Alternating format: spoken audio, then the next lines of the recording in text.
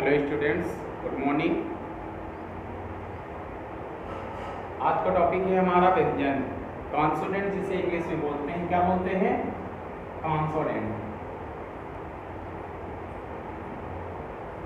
व्यंजन, व्यंजन क्या है? अभी हमने पढ़ा स्वर, हमने वर्ड के 2 पार्ट्स पढ़े, स्वर और व्यंजन, मीन्स वोवेल्स एंड कॉन्सोनेंट। ठीक, स्वर में हमने जो है तो 3 पार्ट पढ़े। स्वर के कितने भाग होते थे? 3। अब इसी तरह से व्यंजन के कितने पार्ट हैं? 3। कितने पार्ट हैं? 3। उन भागों को हमें पढ़ना, ठीक है।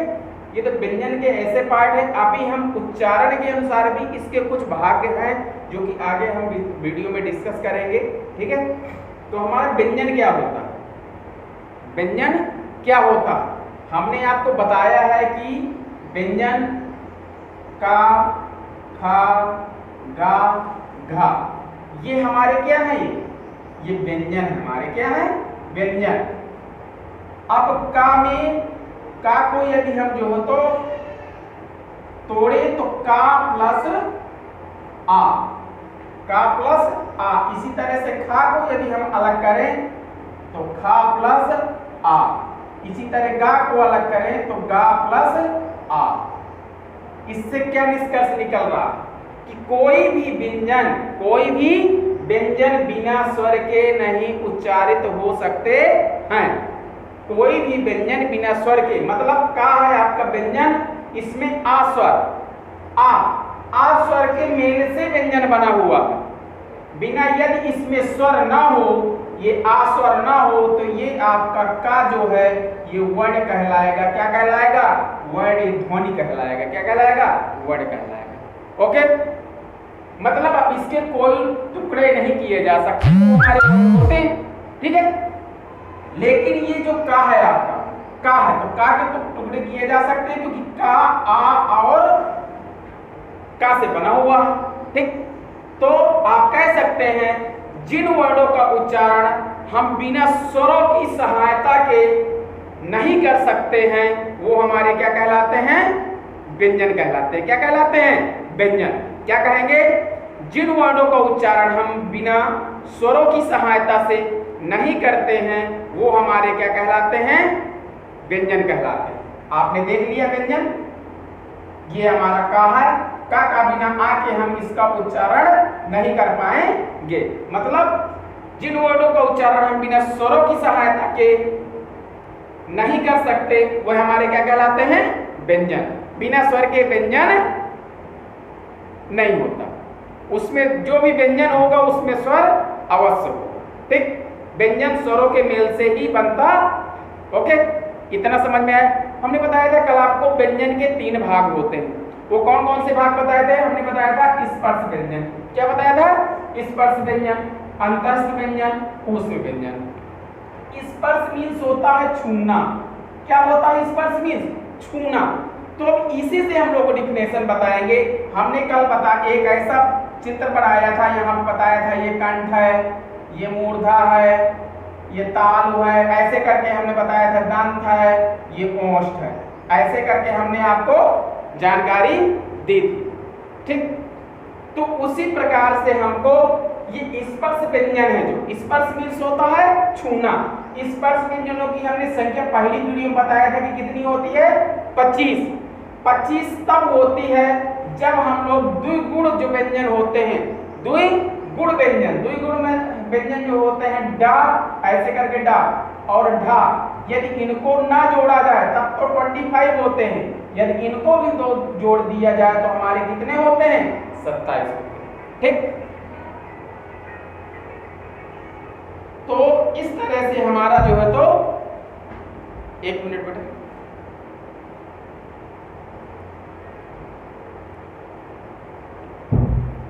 हमारे जो स्पर्श व्यंजन है इसका मतलब क्या होता है? छूना। क्या होता है इसका मतलब? छूना। तो हम लोग इसकी डिफिनेशन कह सकते हैं कि स्पर्श का अर्थ क्या होता है? छूना। तो कह सकते हैं कि जिन व्यंजनों का उच्चारण करते समय जो ये जीभ होती है हमारी, क्या होती है? जीभ। जो जीभ होती है, क्या होती है? जीभ।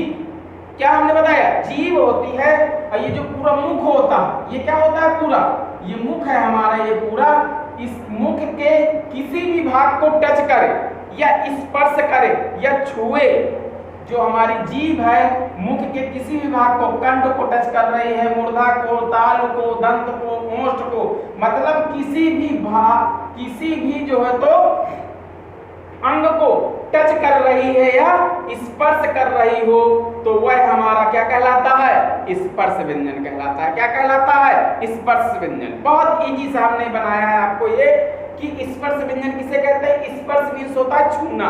क्या होता है, छूना। तो कह सकते हैं जिन व्यंजनों का उच्चारण करते, मतलब बोलते समय, जैसे मैं का बोल रहा हूं, क्या बोल रहा हूं, का, क्या बोल रहा हूं, का, तो मतलब मैंने का बोला, तो का उच्चारण जब मैं करूं तो मेरी जो जीभ है वो मुख के किसी भी भाग को क्या करे, स्पर्श करे।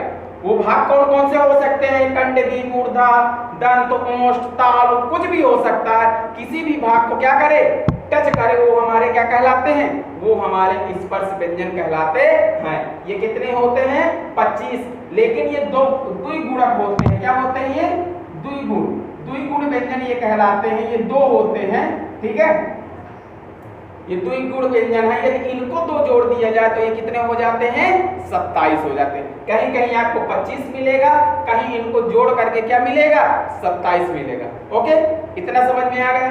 अब बात आती है, तो हम समझ गए कि हमारा जो स्पर्श व्यंजन है बहुत इजी सी, छूना, मतलब जिन व्यंजनों के उच्चारण करते समय हमारी जो जीभ है मुख के किसी भी भाग को क्या करे, छुए या स्पर्श करे, वो हमारे क्या कहलाते हैं, स्पर्श व्यंजन।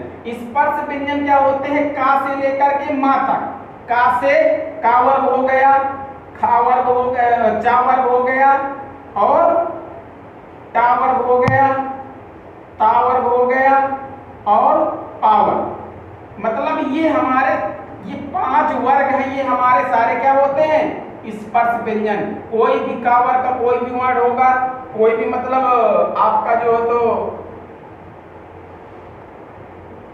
व्यंजन होगा, तो उसका यदि जब उच्चारण करेंगे आप, तो उसमें आपके जो जीभ है वो कहीं ना कहीं किसी न किसी को टच करेगी, किसी न किसी को क्या करेगी, स्पर्श करेगी। तो ये हमारे क्या कहलाते हैं, स्पर्श व्यंजन कहलाते हैं।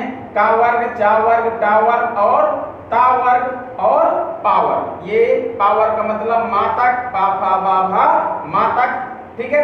का से लेकर के माँ तक के जितने होते हैं ये स्पर्श व्यंजन कहलाते हैं।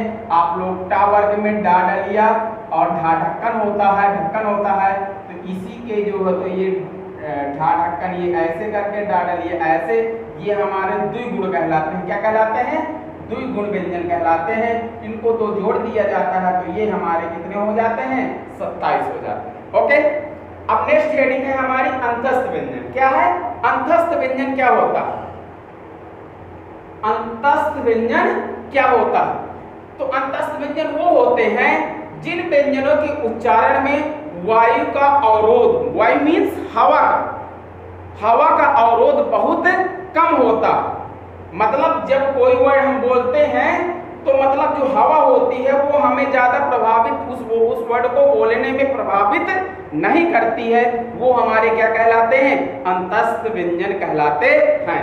ये 4 होते हैं। कितने होते हैं, ये 4 होते हैं। कितने होते हैं, 4। ये कौन कौन से होते हैं, ये होते हैं आपके या, रा, ला, वा। आप लोग ट्राई करिएगा बोल करके, हवा का अवरोध बहुत कम होगा किनमें, इन अंतस्थ व्यंजन जो 4 होते हैं, या, रा, ला, वा, मतलब हवा इसमें ज्यादा बाधा नहीं डालती है। इनका जब हम उच्चारण करते हैं तो हवा का ज्यादा प्रभाव नहीं पड़ता है, मतलब वायु जो होती है वो ज्यादा अवरोध पैदा नहीं करती। ठीक, तो ये हमारे सीधी सी डिफिनेशन है।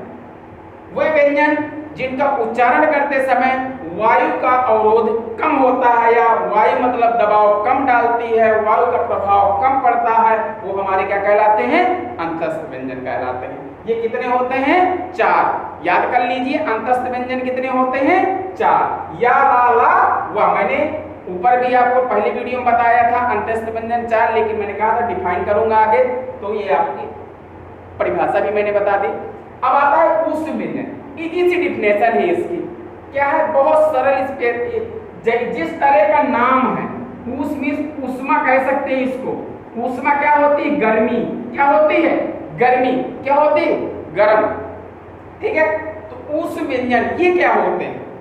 तो इन व्यंजनों के उच्चारण में मुख से गर्म श्वास रगड़ खाती हुई जब निकलती है, मुख से गर्म श्वास मीन्स सांस, ठीक है, रगड़ खाती हुई जब निकलती है तो इस कारण से ये हमारे क्या कहलाते हैं? ऊष्म व्यंजन कहलाते हैं। क्या कहलाते हैं? ऊष्म व्यंजन। ऊष्म व्यंजन भी 4 होते हैं। कितने होते हैं? 4। कौन कौन से होते हैं? सा, सा, सा, हा। कौन कौन से होते हैं? सा, सा, सा, हा। ठीक, ये 4 होते हैं। आप देखिए, सा बोलिए, सीटी आ रही है मतलब गर्म, आप हाथ लगाइए तो गर्म आपको हवा निकल रही है। गर्म हवा आपको आभास हो रही होगी कि गरम गरम हवा निकल रही है, मतलब ऊष्मा निकल रही है, गर्मी टाइप निकलता है। जब आप इन वर्डों का उच्चारण करते हैं, मतलब इन व्यंजनों के उच्चारण जब आप करते हैं, तब क्या होता है? मुख से गर्म श्वास की रगड़, मतलब गर्म श्वास रगड़ खाती हुई, मतलब कहीं मूर्धा में रगड़ खा रही है, कहीं जो है तो दांत में रगड़ खा रही है, मतलब रगड़ खाती हुई, मतलब एक दूसरे टच करती हुई वो क्या निकलती है? बाहर निकलती है। कैसी वायु? गर्म वायु। कैसी वायु? गर्म हवा। ठीक है, तो वो हमारे क्या कहलाते हैं? ऊष्म व्यंजन। वो कौन कौन से हैं? सा, सा, हा। क्या है? सा, हा। ये हमारे कितने हैं? 4। कितने हैं? 4। याद रखिएगा, ऊष्म व्यंजन 4 होते हैं, अंतस्थ व्यंजन 4 होते हैं। ठीक, समझ में आ गया? अभी हमने एक बताया था, संयुक्त व्यंजन भी बताया था। संयुक्त व्यंजन भी बताया था, लेकिन हम आगे बताएंगे उसको, संयुक्त व्यंजन क्या होता है। ठीक है, अब एक चीज आप लोग देखते होंगे कि कभी कभी क्या लिखा होता है? ऐसे करके खा लिखा हुआ है, ये ऐसे बिंदी लगी होती है, ऐसे करके खा। जैसे फा लिखा हुआ है, ये ऐसे करके बिंदी लगी होती है। लगी होती कि नहीं लिखी होती? लगी जी, बिल्कुल। जैसे लिखा है सजा, क्या लिखा है? सजा, ऐसे करके बिंदी लगी होती है नीचे, ये सजा। ये इसका मतलब होता है आगत व्यंजन। क्या होता है? ये जो होते हैं ये आपके आगत व्यंजन होते हैं। क्या होते हैं? आगत व्यंजन। आगत व्यंजन होते क्या है? आगत व्यंजन होते क्या है? ये क्या आगत व्यंजन क्या होते हैं, इसके बारे में भी आपको जानकारी होना बहुत जरूरी है। ठीक है, तो आगत व्यंजन वो होते हैं, पहले क्या था कि हिंदी में जो है तो इनका कोई स्थान नहीं था, लेकिन जब से अरबी, फारसी, अंग्रेजी आई है तो हम लोग इनको जो है तो क्या कहने लगे हैं? आगत व्यंजन कहने लगे। क्या कहने लगे हैं? आगत व्यंजन।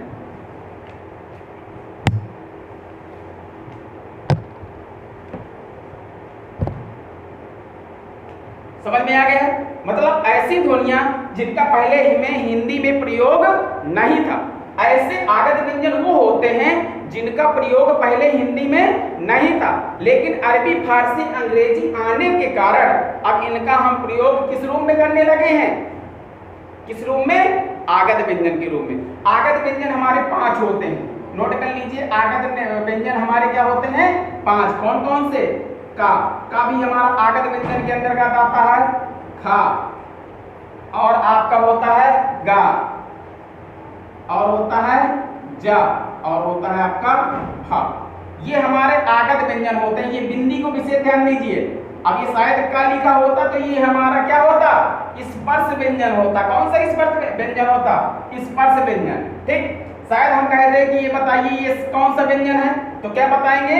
ये आपका है ऊष्म व्यंजन। कौन सा व्यंजन है? ऊष्म। हम कहते हैं यह कौन सा व्यंजन है, तो क्या बताएंगे आप? ये हमारा क्या है? अंतस्थ व्यंजन है। कौन सा व्यंजन है?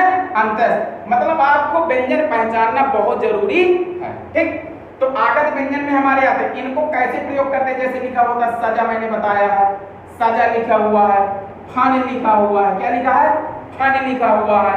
आप कह सकते हैं बाघ, ऐसे करके ये बाघ लिखा हुआ, ये बिंदी लगी हुई है। ठीक है, जैसे लिखा खत, ये खत, ये हमारे आगत व्यंजन। क्या है? आगत व्यंजन। समझ में आ गया? अब आगत स्वर भी होते हैं। क्या होते हैं? आगत स्वर भी होते हैं। ये इंपॉर्टेंट चीज है, इसलिए हम बता रहे हैं आपको। कभी कभी क्या होता है, आगत स्वर कौन से होते हैं? क्या होते हैं? जब आ की ध्वनि निकलती, ऐसे करके ध्वनि निकलती है, ये ऐसे कर, ऊपर चांद बिंदी नहीं लगी, बिंदी लगी होती तो अनुनासिक का ये ऐसा हो जाता, लेकिन बिंदी नहीं लगी, केवल आ की ध्वनि निकलती है, आ। ठीक, ये हिंदी भाषा, हिंदी में आया हुआ, हिंदी से अंग्रेजी में आया है। हिंदी से किस में आया है? अंग्रेजी में। किस में आया है? ये ध्वनि आ, जैसे हम लोग लिखते हैं डॉक्टर, क्या लिखते हैं? डॉक्टर, ये डॉक्टर, ये हिंदी से अब अंग्रेजी में यूज होते हैं। जैसे हम लिखते हैं कॉलेज, सॉरी